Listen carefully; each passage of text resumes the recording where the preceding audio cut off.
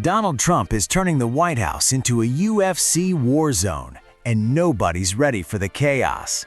This is about to unleash something unreal.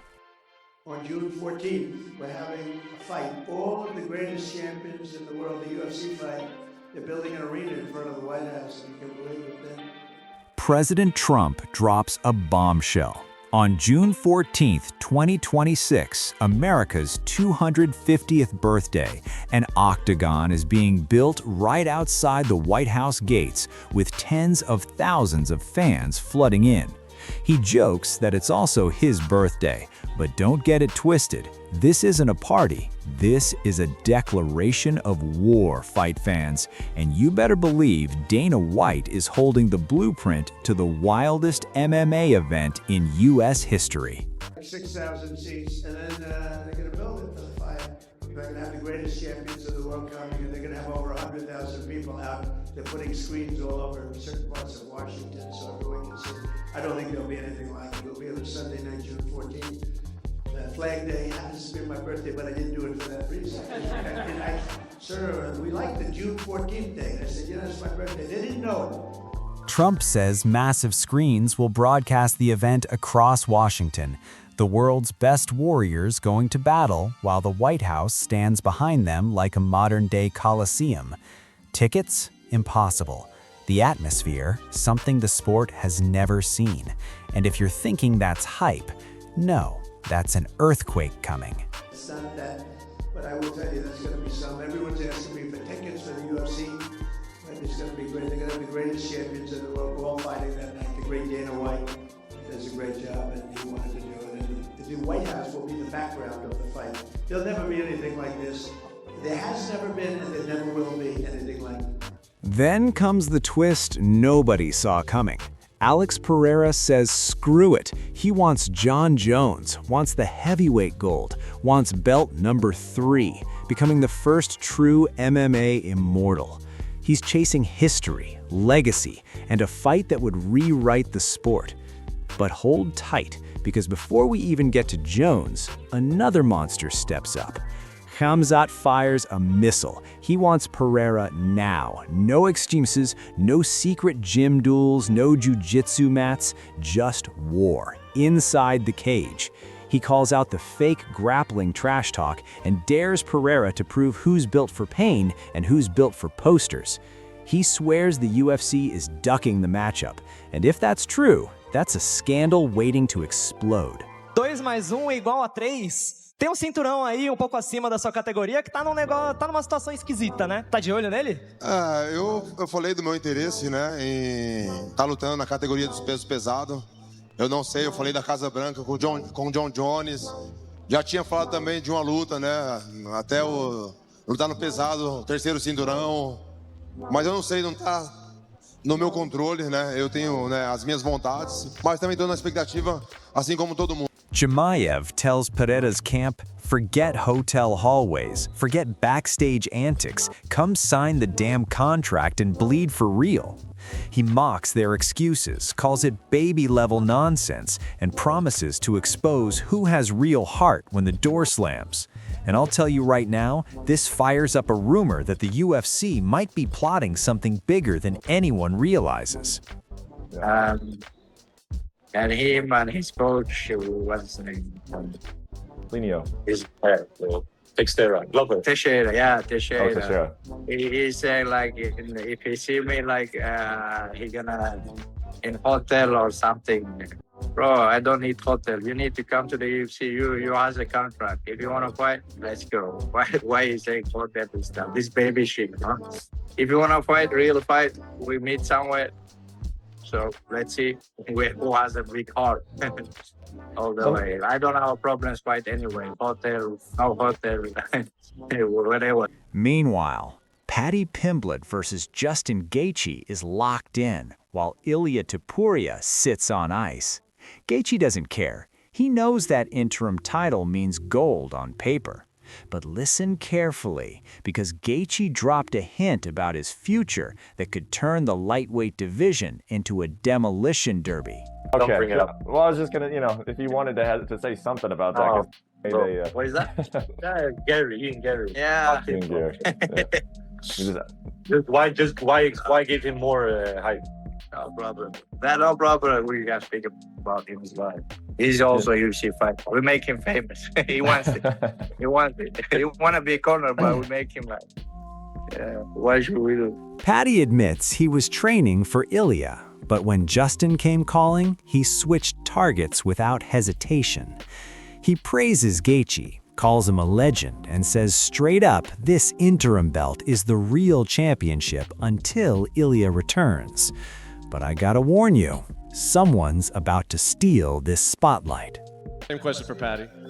Well, I was half preparing for Ilya, to be honest. I was doing little bits in training camp for Ilya. And then, like 2 days before the announcement, I got told it was Justin. But it's a privilege to share the octagon with such a legend. And it's going to be unbelievable to get in there with him. And as he said, until Ilya comes back, this is the real belt. People call it a fake belt all they want, but until Ilya comes back into the octagon, this is the belt. Me and him are fighting for the lightweight championship. Paddy says this will be a war, a 5-round slaughterhouse like Gaethje versus Michael Johnson 2.0. He wants the war bonus and fight of the night. And honestly, that might happen. But what Paddy doesn't know is Justin's already planning something way bigger. I expect a war, obviously. Like, Justin Gaethje is one of my favourite fighters to watch. He's your favourite fighter's favourite fighter, and it's going to be a pleasure to get in there with him. I'd love to have a brawl for 5 rounds. As he said, him versus Michael Johnson, how he introduced himself to the UFC. I'd love to have a fight like that, but I don't think it'll pan out that way. But let's see what happens. Hopefully, I'm getting a performance bonus and a fight of the night bonus. Gaethje confesses his career is nearing the end, but he's not slowing down. Match Paddy, Ilya, any warrior, as long as there's a belt in the middle. 12 fights since 2017, 11 against killers, and he's still chasing chaos like it's oxygen. Yeah, it's the nature of this game. It's always like that. Yeah, I thought Makhachev was calling to fight me at the time, and then he went up. They vacated. They make an interim fight, and I don't get the call.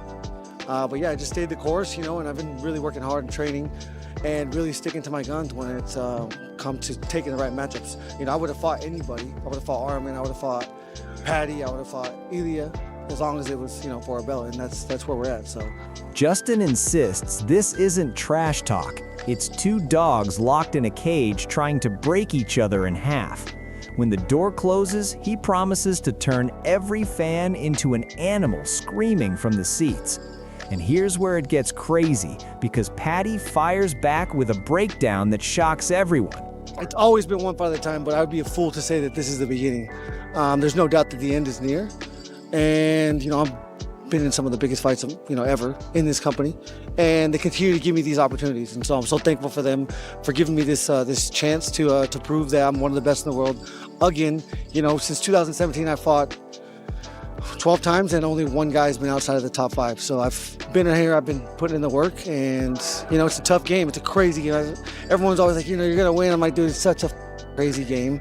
I'm going to be as ready as I can, and I'm going to give, 100% max effort. And it is what it is. Paddy starts exposing the division. Weight issues, weak resumes, sloppy careers.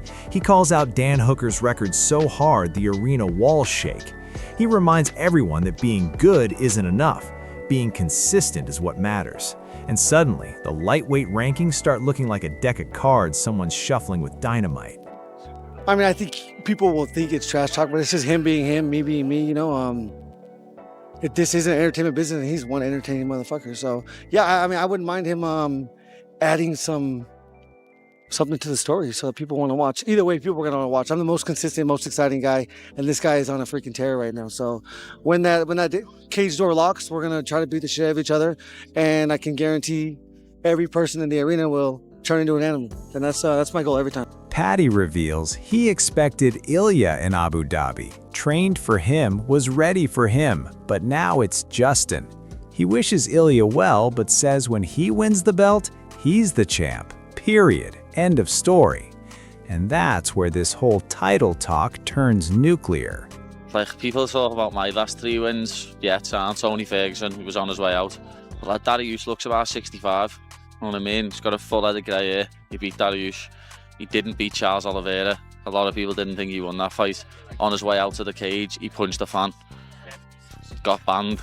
UFC probably had to pay a big fee for the fella not to sue him. He then got his title shot and, oh, I've got a bad back. And got beat by back pain when really he probably just couldn't even make weight. Sits out for, 11 months. Gets offered the fight in the meantime against Khamzat, says no. When, if I ever got offered the fight against someone who'd beat me. Well, I thought I was going to fight him in October. I thought I was going to fight him in Abu Dhabi in October, to be honest. But obviously that never happened, and now we're here. So I am eventually fighting him. I thought I was going to fight on this Jan 24th card, so I was preparing for Ilya for a couple of weeks, to be honest. Just doing bits of training for him. And then obviously we got told it's Justin, Ilya's not fighting, so...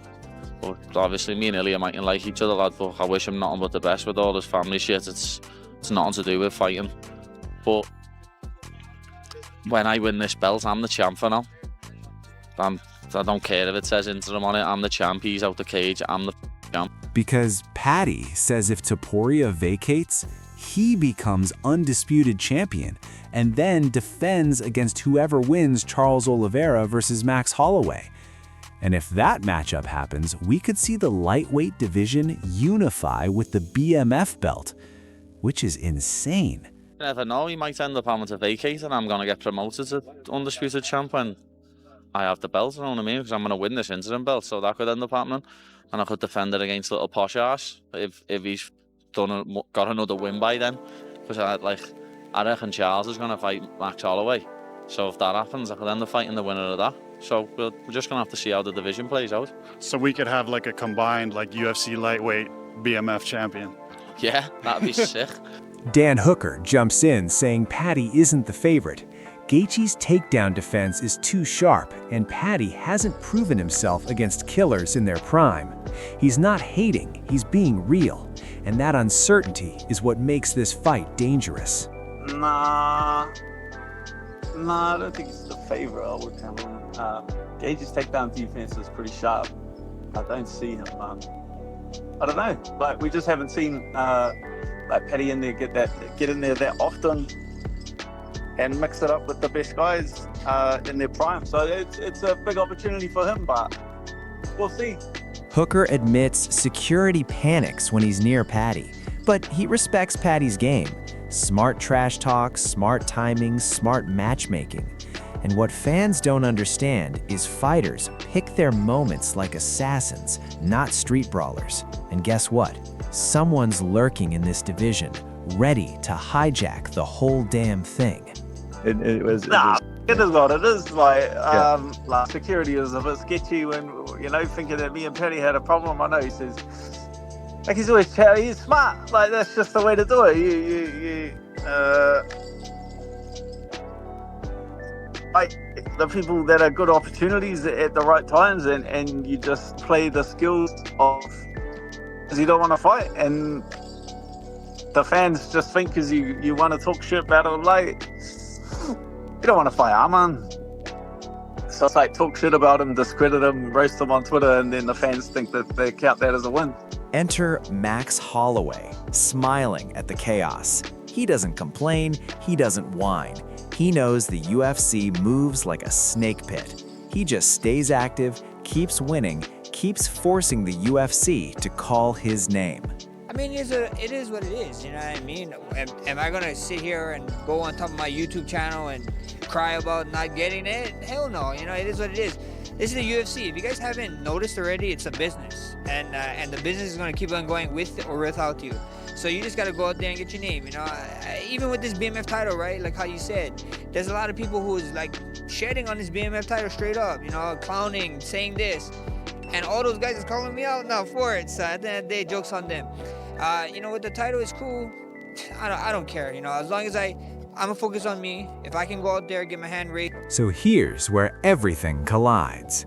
Trump building a fight coliseum at the White House, Pereira chasing 3 belts, Khamzat challenging everyone like a rabid wolf, Gaethje on a final run of madness, Paddy fighting like he's already the champ, and Holloway waiting to hijack the future. And we still don't know who rises, who breaks, who vanishes, and who becomes a legend carved into UFC history. Make sure to leave a like and subscribe so you don't miss out on any of the latest MMA updates.